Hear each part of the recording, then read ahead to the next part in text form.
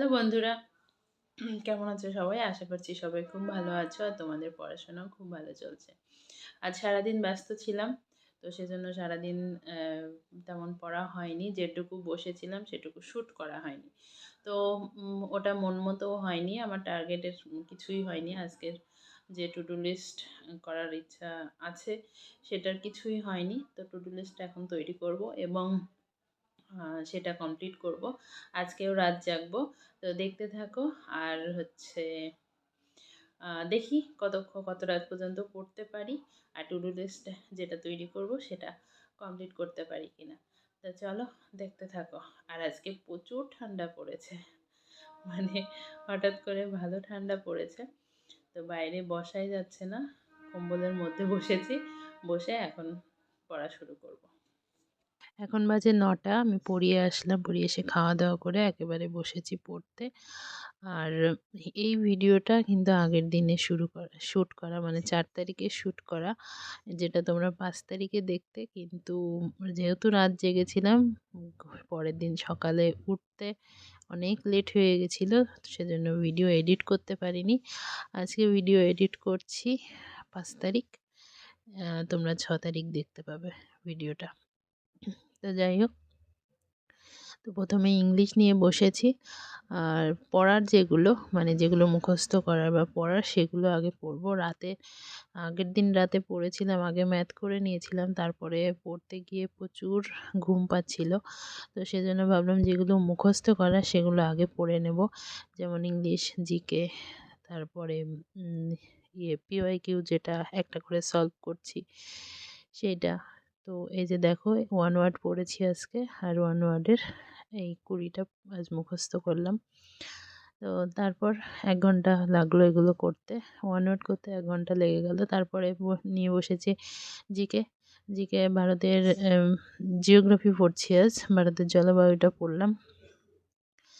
তো এগুলো যেহেতু আগে একবার করে হয়ে গেছে, তো এগুলোর সাথে আমি যে এমসিকিউগুলো নোট করেছি খাতায় সেগুলোও একবার করে দেখে নিব।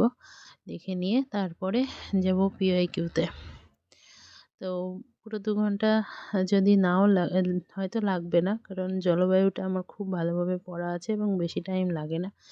তো সেজন্য পিওয়াইকিউতে যে টাইমটা বাঁচছে সেইটা পিওয়াইকিউতে চলে যাবে। তো কারণ পিওয়াইকিউ করতে অনেকটাই টাইম লাগছে আমার একটা করে সলভ করতে। তো সেগুলো করে তারপরে ম্যাথ আর জিআই করব।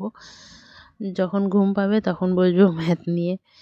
তো এইভাবেই আজকের ভেবেছি এভাবে করব। তো আজকেও ৭ থেকে ৮ ঘন্টার টার্গেট আছে। দেখা যাক কতদূর কি হয়। তো তোমরা যারা রাতে পড়ো, তারা যারা রাত জেগে পড়ো, তারা আমাকে জানিও যে তোমাদের ঘুম পায় কি না। আর ঘুম পেলে তোমরা কি করো। আমি এই টেকনিকটা নিয়েছি, মানে যখন ঘুম পাবে তখন ম্যাথ নিয়ে বসবো, তাহলে ঘুমটা ছুটে যাবে। এটা একটা ট্রিক্স পেয়েছি। তো দেখি এই ট্রিক্সটা অ্যাপ্লাই করে কিছু হয় নাকি। তো আমার পিআইকিউ সলভ করতে করতে একটু ঘুম পাচ্ছিল।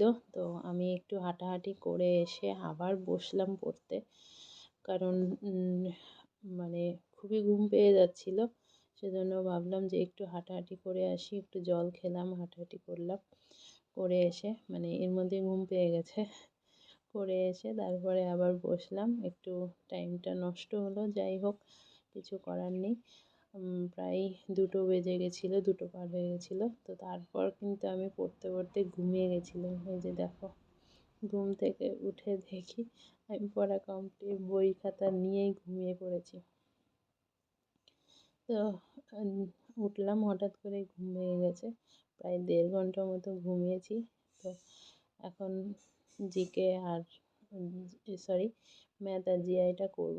জিআই নিয়ে বসেছি প্রথমে, কারণ ঠান্ডা লাগছিল। ঘুম থেকে উঠেছি, উঠেই আর ম্যাথটা তো আর এভাবে বসে করা যাবে না। ম্যাথের জন্য একটু লাগবে, যেহেতু খাতায় লিখতে হবে। আর জিআইটা যেহেতু বইয়ে করছি, তো খাতার নেই, পেন হাতে নেই।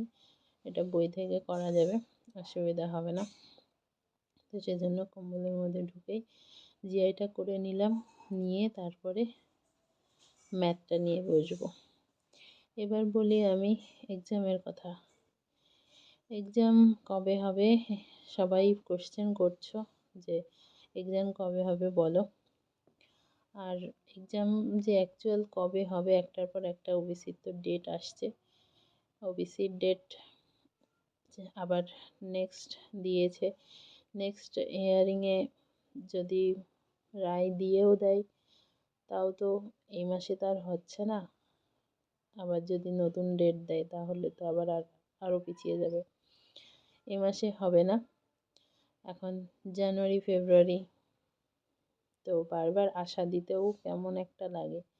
প্রত্যেকবার আমিও নিজেও আশা করে থাকি যে এই মাসেই হয়তো পরীক্ষাটা হয়ে যাবে, কিন্তু হয় না।